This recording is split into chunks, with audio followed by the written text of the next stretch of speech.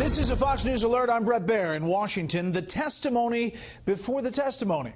Former FBI Director James Comey says in prepared opening remarks released today that President Trump asked him for loyalty and that he hoped Comey could find his way to let go of the investigation into former National Security Advisor Michael Flynn. Comey says he did not take that to mean the president wanted him to abandon the broader investigation into possible Russian interference in the election or links to the Trump campaign. And he did not pass it on to FBI investigators at that time. Comey also did tell President Trump, according to the detailed notes Comey took at the time of those one-on-one meetings, that the president was not personally the target or focus of an investigation, an assurance Comey offered 3 separate times, as President Trump told NBC last month. Those are some of the headlines from the prepared testimony that hit Washington today like an earthquake when it was released a few hours ago. Tomorrow, Comey will deliver those remarks and take questions from the Senate Intelligence Committee. That will be the main event in a dynamic doubleheader of Senate hearings concerning those investigations and what the president did or did not request or order. Today, the men who guard America's secrets said they did not feel any pressure to squelch or silence any investigations, but they would not directly discuss specific discussions they had with President Trump, reported from anonymous sources in the media. We have Fox team coverage tonight. John Roberts at the White House with reaction, plus a surprise personnel move a day ahead of the Comey hearing. Howie Kurtz in the White House briefing room fact-checking the media against the Comey remarks. But we start off tonight on Capitol Hill and Chief Intelligence Correspondent Catherine Herridge on what the former FBI chief will say tomorrow. Good evening, Catherine. Brett, the 7 pages of prepared testimony for the record contain one revelation after another. After a January 6th briefing at Trump Tower to discuss unverified intelligence targeting the incoming president, James Comey had already discussed with senior FBI leadership whether he should be prepared to tell Mr. Trump he was not under federal investigation. We agreed I should do so if circumstances warranted, based on President-elect Trump's reaction to the briefing, and without him directly asking the question, I offered that assurance. At a dinner later that month, now President Trump asked Comey if he wanted to stay on as FBI director. The president said, I need loyalty. I expect loyalty.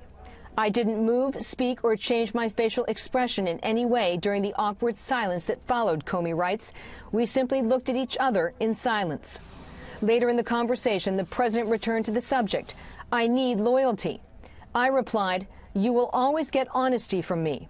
He paused and then said, that's what I want, honest loyalty. I paused and then said, you will get that from me. After a February 14th meeting, the president raised the issue of National Security Advisor Mike Flynn, who resigned a day earlier. I hope you can see your way clear to letting this go, to letting Flynn go.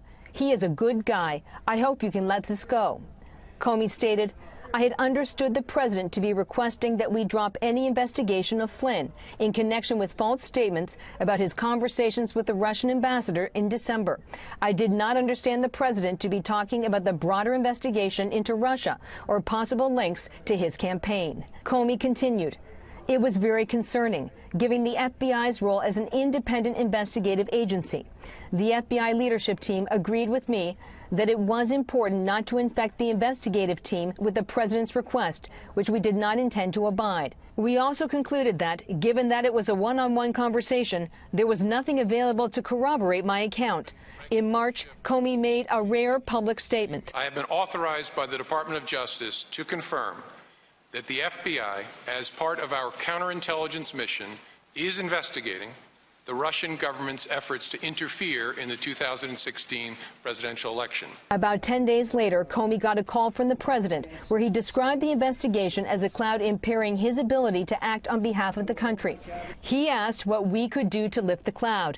I responded that we were investigating the matter as quickly as we could and that there would be great benefit if we didn't find anything to our having done the work well.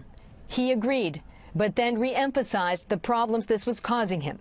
Comey's prepared testimony quickly overshadowed today's hearing with top intelligence leaders. This pattern where the president seems to want to interfere or downplay or halt the ongoing investigation, not only the Justice Department is taking on, but this committee's taking on. In the 3+ years that I have been the director of the National Security Agency, to the best of my recollection, I have never been directed to do anything I believe to be illegal, immoral, unethical, or inappropriate. For intelligence-related matters or any other matters that have been discussed, it is my belief that it's inappropriate for me to share that with the public. Traveling overseas, Coates' predecessor said the issues threatened to unravel. I lived through Watergate. I have to say, though, that I think you compare the two, that Watergate pales really, in my view, compared to what we're confronting now. The committee's ranking Democrat said he will bring forward a witness, a former administration official who saw political interference. But Senator Mark Warner did not identify that witness by name today, Brett. Catherine, thank you.